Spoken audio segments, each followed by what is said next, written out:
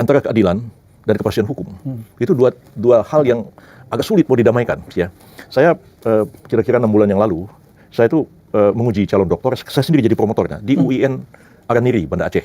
Saya pun terheran-heran, saya ini guru besar Fakultas Hukum UI, disuruh menjadi promotor di UIN, di Fakultas Syariah. Ya. Araniri Aceh. Araniri Aceh, disertasinya itu tentang Imam Ash-Shatibi, membahas tentang keadilan. Oke, saya jadi sampai lulus, jadi promovendusnya lulus.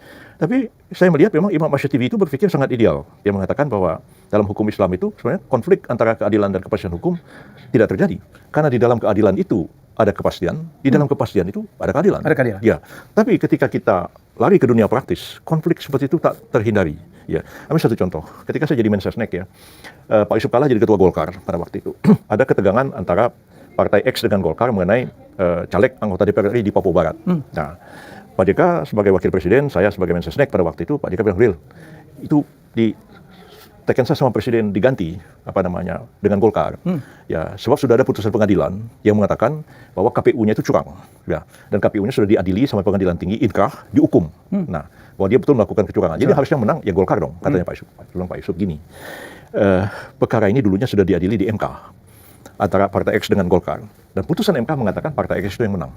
Maka dilantiklah dia menjadi anggota DPR. Dari Partai X? Dari Partai X itu. Saya bilang, saya nggak bisa tiba-tiba mengganti Pak Yusuf. Ya, tapi kan itu sudah ada putusan pengadilan. Saya bilang, ya, itu putusan pengadilan pidana. Putusan pengadilan pidana menyatakan bahwa KPU-nya melakukan kecurangan terbukti dan sudah dihukum. Tapi putusan pidana tidak menggugurkan putusan Mahkamah Konstitusi yang mengatakan bahwa yang menang itu adalah Partai X. Saya bilang di sini, ya tapi itu tidak adil, kata Pak JK. Betul. Saya bilang, di sinilah konflik antara ketidakadilan dengan kepastian hukum. Nah, kalau kita itu menjadi pejabat pemerintah, kita mau tidak mau, mana yang harus didulukan? Saya lebih mendulukan kepastian hukum. Nah, walaupun ketidakadilan itu orang pasti ngomel maki-maki kita sampai kapanpun. Tapi saya pikir kepastian hukum harus dilakukan. Kalau sekiranya kemarin putusan MK yang meloloskan yang memberi peluang lah kepada Pak Gibran itu untuk maju sebagai calon wakil presiden, yaitu tentang batas usia calon wakil presiden itu, calon wakil presiden lah, ya kan, boleh di bawah 40 tahun. Nah, asalkan yang bersangkutan itu pernah atau sedang menduduki jabatan yang dipilih melalui pemilihan umum termasuk pilkada. Nah, putusan itu saya sendiri mengatakan dari awal, putusan itu kontroversial.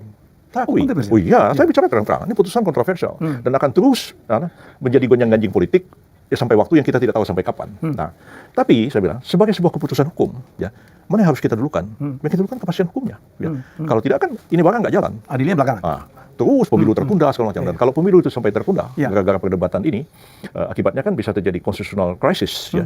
Masa jabatan presiden lewat 5 tahun, DPD lewat, ya.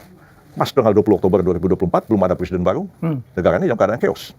Ya, bisa terjadi perebutan kekuasaan. Nah,